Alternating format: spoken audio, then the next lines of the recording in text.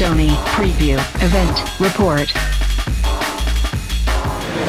Get down.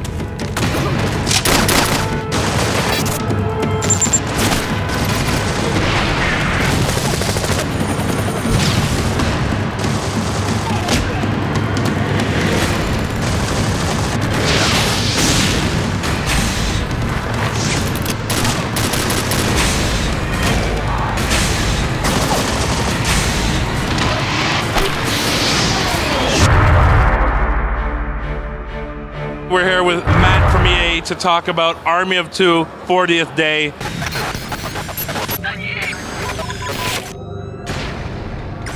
What have you guys done this time around? It's a long list of things, and I'll just touch the kind of the bigger stuff. I mean, when I say long list of things, I'm being more literal than you actually might realize. Is that we actually took all the feedback and criticism from the first one and made a list. Jackpot.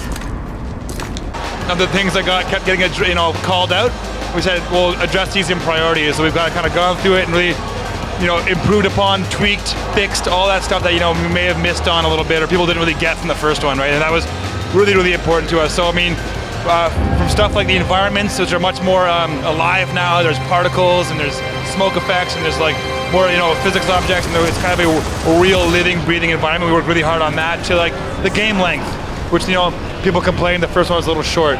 So this one, is an 8 to 10 hour experience, where the players can really get involved in it. Lots of replayability with collectibles and different paths you can take and stuff. So we really worked hard at making that in the box experience really, really rich, and players feel that they're getting their money's worth. That's really important to us. The co-op, even though that was really popular from the first one, we still wanted to make it better. We didn't want to just make the same thing over again. So whereas the first one was a little bit more linear in co-op, this is more of an organic co-op experience where the players can really choose and dictate where they're gonna, what moves they're gonna do and where, and how they want to do them, right? So who they're gonna be, how are they gonna represent themselves as Rios and Salem in the world, which we want to ask that question. Morality system is brand new, which is a new kind of thing for the shooter space, which we're really excited about, which I think players will be interested in a lot of ways. We worked on the control system, making the guns feel punchier, more responsive, get that sense that you're firing like a very powerful, visceral machine gun, and it feels really good.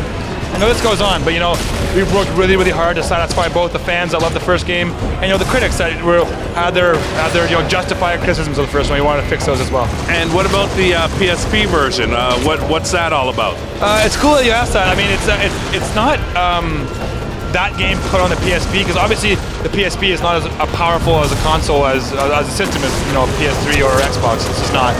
So we really wanted to make a game that was suited to that kind of that system, and also the style of play that it is, because it's not like a gaming console where people are sitting down for 5-6 hour sessions at times. It's more of a pick up and play thing where people are playing on the bus, playing on the train, at home for an hour, they got some spare time, they'll jump on it and play something. And we really wanted to make sure our game on the PSP was conducive to that. So it's much more of an arcade feeling. It's kind of like an old school Contra you're running through. Same story, it's got weapons customization, you're in Shanghai, it's got destruction, it's got civilians, it has cash, it has all that stuff. But it's just more, it's geared towards PSP and PSP players. I think it was a good move for us. Can you tell us when it's coming out, Matt? Yeah, it's January 12th, 2010. As we said before, on PlayStation 3, Xbox 360, and PS3. And I'm looking forward to it, man.